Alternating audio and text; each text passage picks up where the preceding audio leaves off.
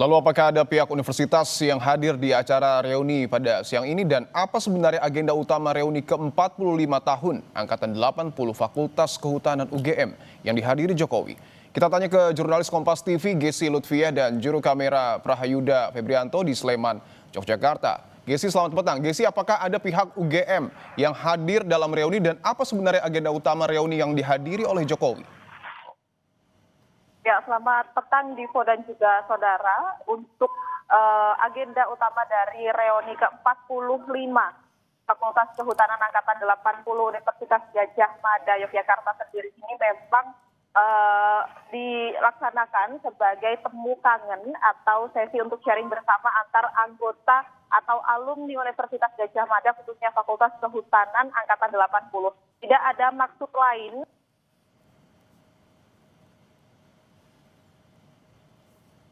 Tidak ada hal-hal khusus yang akan disampaikan dalam diskusi ini dan tentunya diskusi ini memang hanya ditujukan untuk menciptakan kehangatan kembali antara anggota.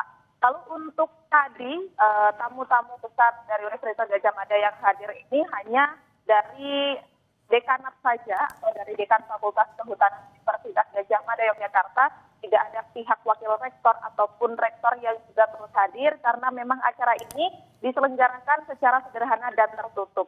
Yang menjadi sorotan juga saudara pada penyelenggaraan kegiatan tadi pagi ini dihadiri oleh Presiden RI ke-7 yakni Joko Widodo yang sempat hadir tadi di siang hari, namun memang tidak lama Jokowi hadir ini.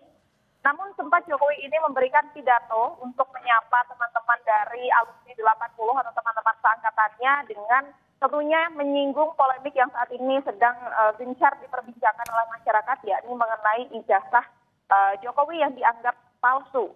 Tadi Jokowi sempat menganggap sharing season atau dirinya berpidato ini sebagai sesi curahan hati, begitu ya, sebagai sesi curhat dengan teman-teman alumninya, di mana Jokowi juga menyinggung bahwa polemik ijazah ini tentunya tidak mempengaruhi dirinya atau pandangan teman-temannya juga terhadap dirinya bahwa ijazah ini memang harusnya diakui, begitu ya. Namun Jokowi menyampaikan bahwa dirinya tetap akan mengikuti serangkaian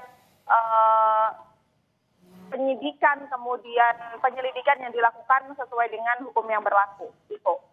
Jurnalis Kompas TV Gesi Lutfiah dan juga Prahayuda Febrianto dari Sleman, Yogyakarta. Terima kasih atas laporan Anda. Selamat bertugas kembali.